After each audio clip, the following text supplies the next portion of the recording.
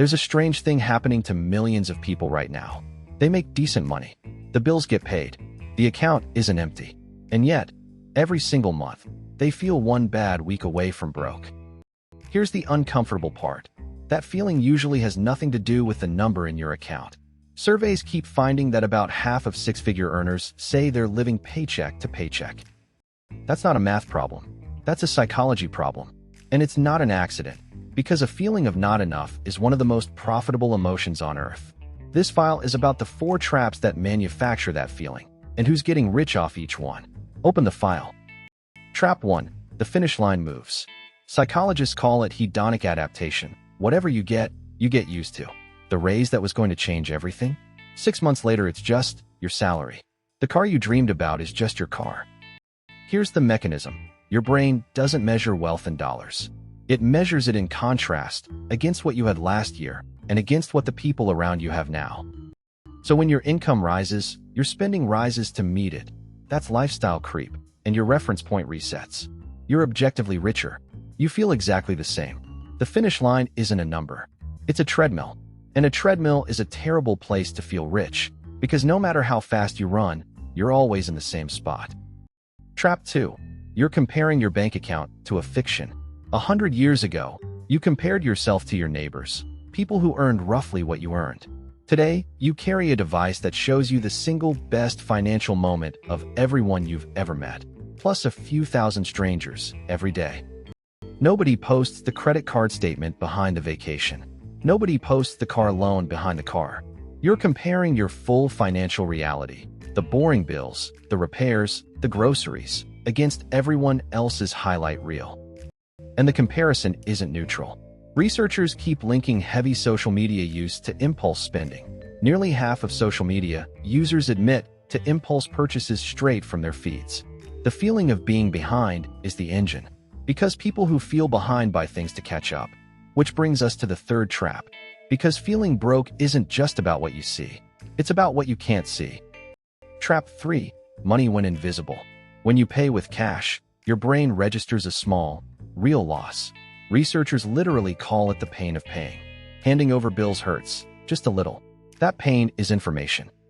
Tap to pay, remove the pain. Subscriptions remove the decision. Your money now leaves quietly, in the background, $17 at a time, without ever asking your permission again. And studies keep finding that people guess their monthly subscription total at less than half the real number, off by more than $100 a month. So you get a paycheck that looks fine on day 1, and by day 20, it's been bled by 40 small, silent cuts you never felt. The result is a genuinely eerie experience. Nothing big happened, you bought nothing dramatic, and the money's just gone. Your brain files that as, I can't be trusted with money. The truth is closer to, the system was redesigned so you'd never feel the spending at all. Trap 4. Fear sells. So fear is what you're fed. Recession warnings. Collapse predictions. Why the middle class is finished. Financial doom is a genre now, because worry is the single most reliable way to keep you watching. Researchers who studied hundreds of millions of headline clicks found the same thing.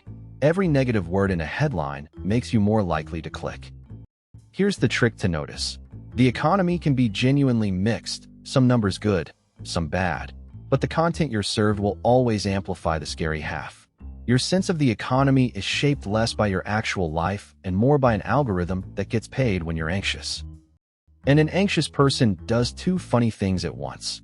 They feel too broke to invest and too stressed not to treat themselves. Fear makes you worse at money while feeling like caution. That's the trap fully closed. So let's put the file together. You feel broke because the finish line moves every time you reach it. Because you're comparing your reality to everyone else's highlight reel. Because your spending was made invisible on purpose. And because an entire content economy profits from your financial anxiety. Notice what's common to all 4. None of them are about your income. They're about perception, and every single one has someone on the other side of it, making money. The counter move is almost insultingly simple. Make your money visible again. One boring list of what actually comes in and goes out, checked once a month.